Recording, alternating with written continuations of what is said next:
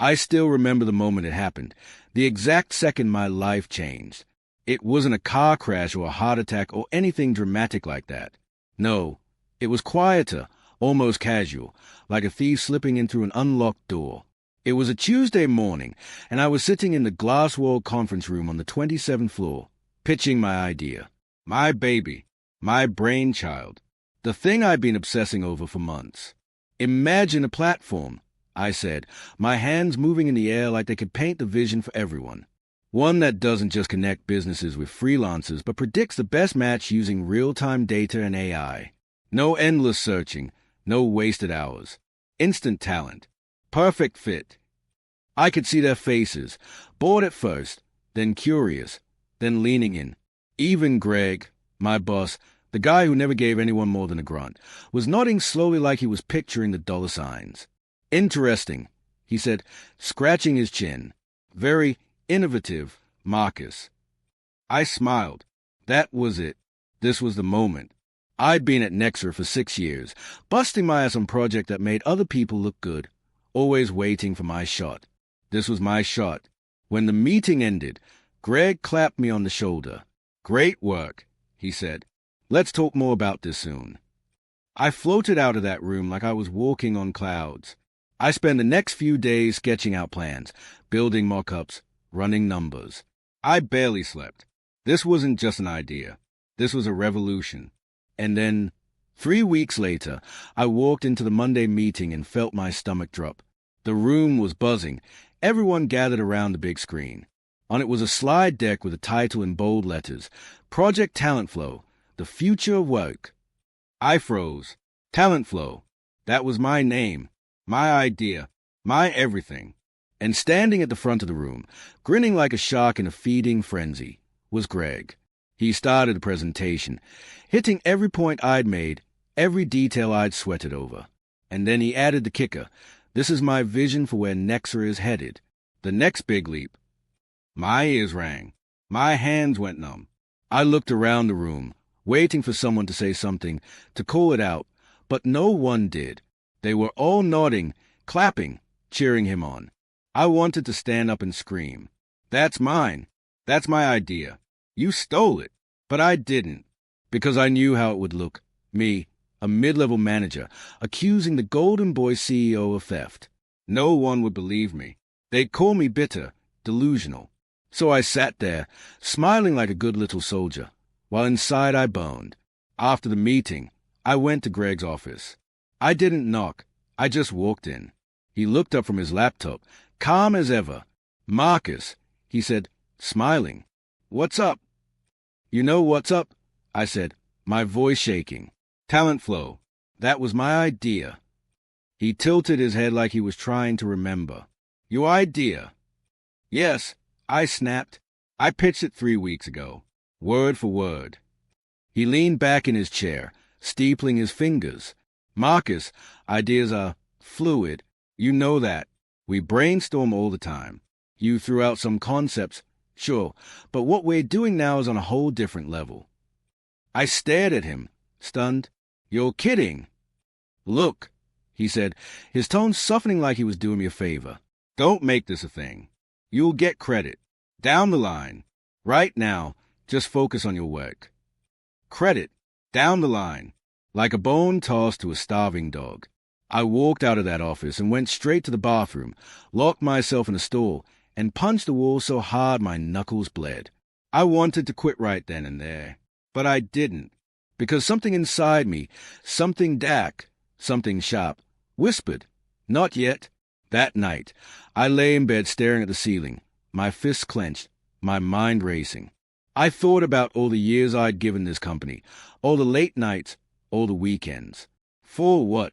So Greg could steal the one thing that was mine? No. Hell no. That was the night I made the decision. I wasn't going to quit. I wasn't going to roll over and let him win. I was going to fight. And I wasn't just going to take back what he stole. I was going to burn his empire to the ground and build something bigger in its place. It started small. Research. Late nights in my apartment. Hunched over my laptop, digging into every detail of Nexer systems. What they were good at. Where they were weak. I knew the company inside and out. I'd built half of it, after all. Then I started building. Nights turned into mornings. Mornings bled into days. I stopped sleeping, stopped eating. All I could see was a code on my screen, the architecture of something new, something better. I didn't have money. I didn't have a team. But I had knowledge. I had anger. And sometimes, that's enough. By the end of the month, I had a prototype. Leaner, faster, smarter than anything Nexera had. I called it Vantage because it wasn't just a platform.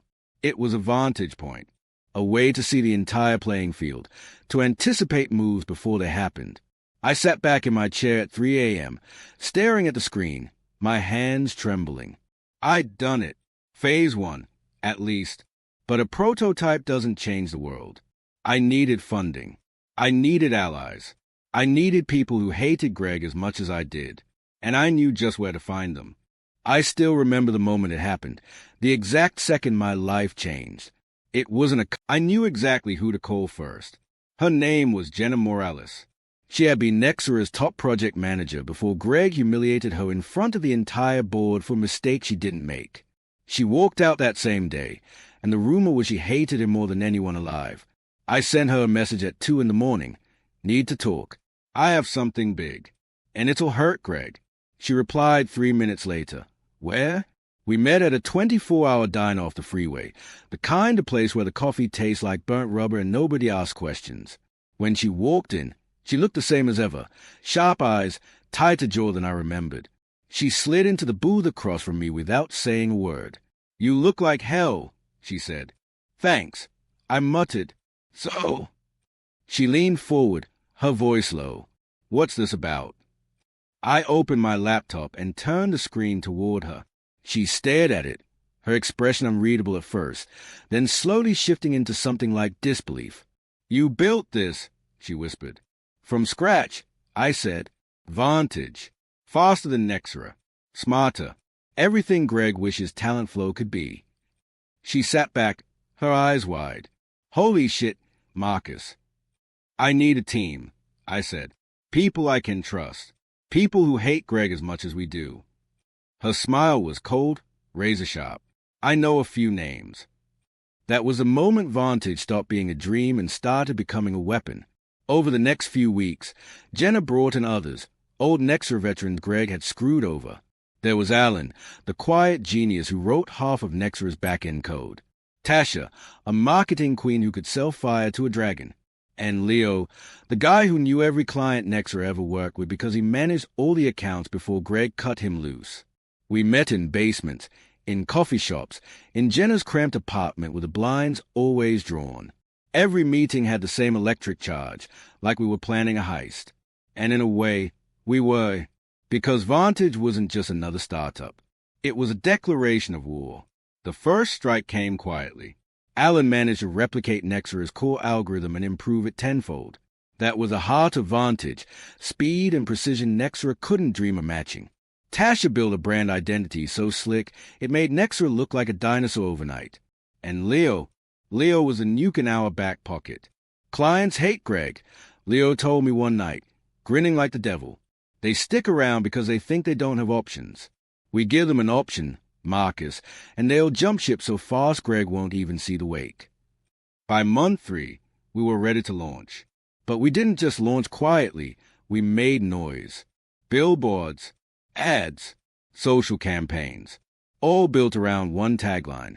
Don't just hire talent. See the future. The buzz was instant. People were curious. People were talking. And then the first client signed. Then the second. Then the 10th. That's when Greg noticed. I'll never forget the look on his face the day he called me. I was sitting in our tiny rented office, a far cry from Nexera's glass towers, but it was ours, when my phone buzzed. His name lit up the screen. I let it ring twice before answering. Marcus, he said, his voice tight. We need to talk. About what? I asked, feigning innocence. Vantage, he spat. You think I wouldn't find out? I was hoping you would, I said, smiling even though he couldn't see me. There was a long pause. You're making a mistake, he said finally. You're going up against me. Against Nexra. You can't win. I leaned back in my chair, staring at the Vantage logo glowing on the wall. Watch me. And then I hung up. The next few weeks were chaos. Nexra tried everything. Smear campaigns, legal threats, undercutting our prices. They even tried poaching our people. But we were ready for all of it. Every time they moved, we moved faster. Clients started leaving them in droves. Big names. Names that made headlines. And every time one of those contracts landed on my desk, I felt the same rush, the same satisfaction. Another piece of Greg's empire gone. But I wasn't satisfied yet. Not even close. Because as much as I wanted Vantage to succeed, this was personal. Greg had taken something from me. My idea, my future. I wasn't going to rest until I took everything from him. So when Leo came to me one night with a grin and said, "You're not going to believe this," I leaned in. "What?" "One of Nexra's biggest clients just reached out," he said. "Global Tech. They're unhappy. Real unhappy." Global Tech wasn't just a big client. They were Nexra's lifeline, the account that kept their stock from tanking. If we landed them, it wouldn't just hurt Greg. It would kill him. "Set up a meeting," I said, my voice calm even though my heart was pounding. The meeting was 2 days later in a glass tower downtown. I walked in wearing the sharpest suit I owned, Jenna and Leo flanking me like generals at war. When we stepped into that boardroom, I felt it, the weight of everything on the line. Global Tech's CEO, a sharp-eyed woman named Caroline Voss, sat at the head of the table. She didn't waste time. "Nexra has failed us," she said flatly. "You say you can do better. Prove it." I took a breath, slid my laptop across the table, and hit play.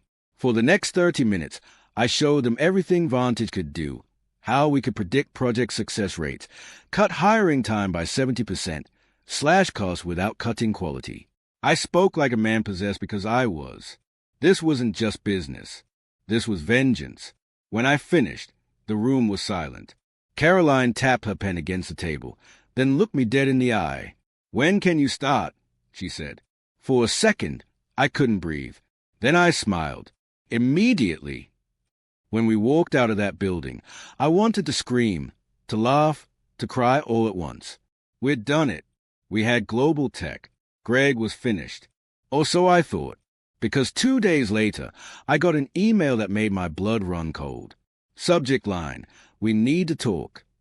From Greg, and attached was a picture of Jenna, sitting in a Nexra conference room.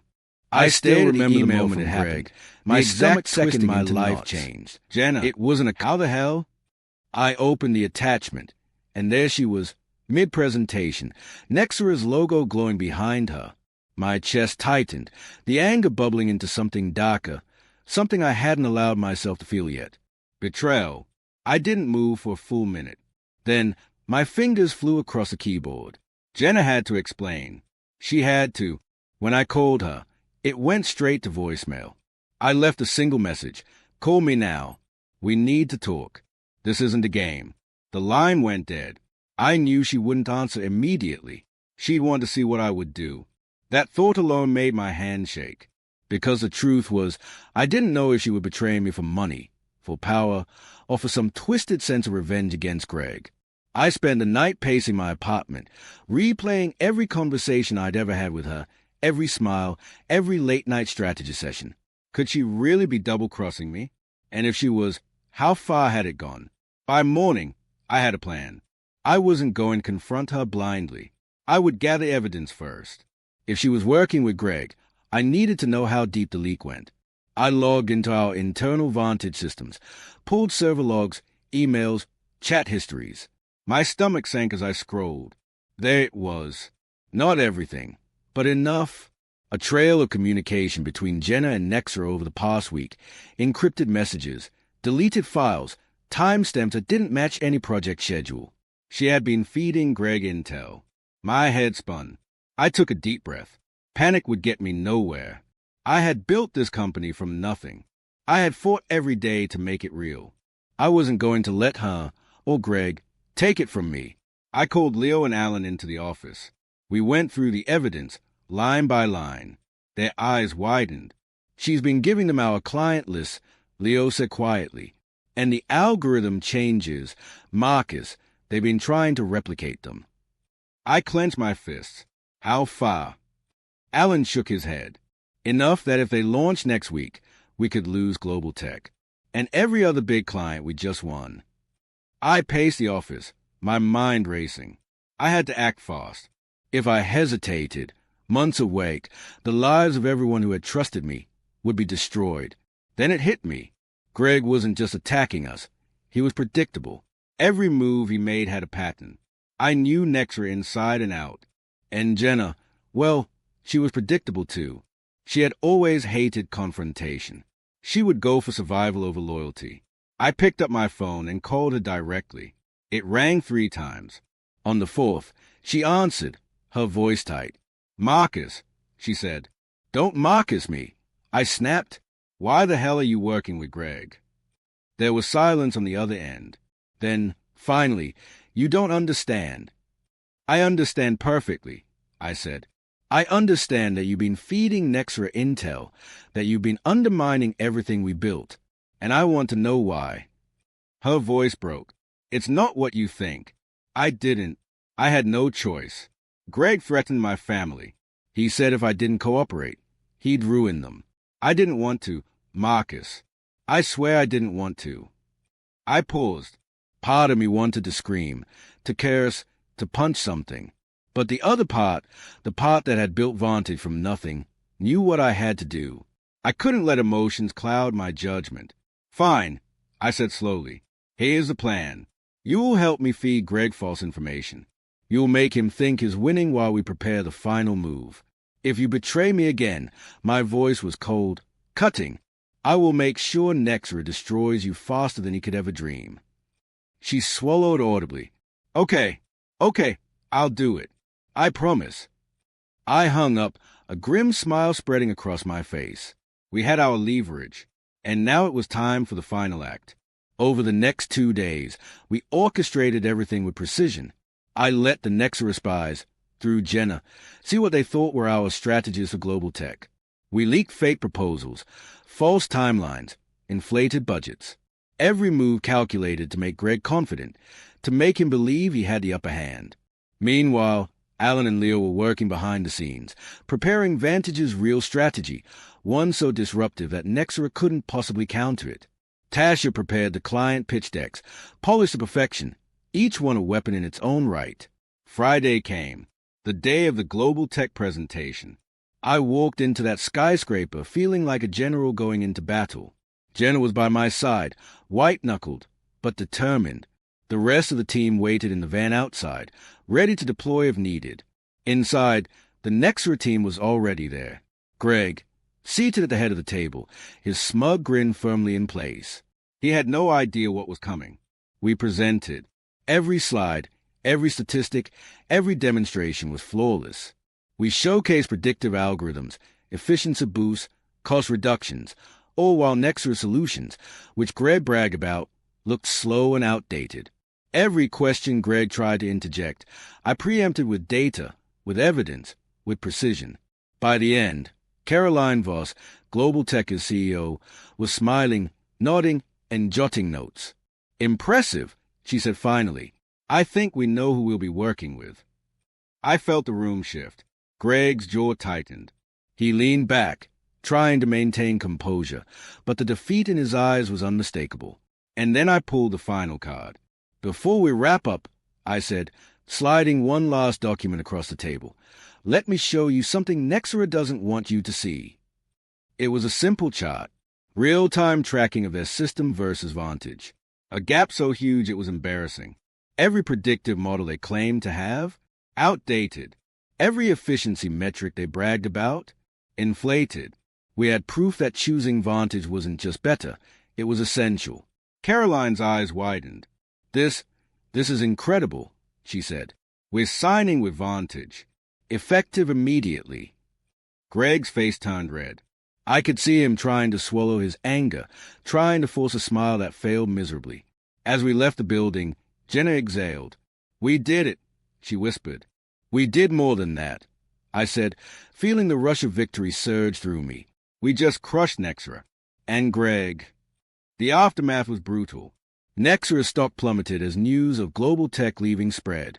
Greg tried to spin it, to salvage face, but the damage was irreparable.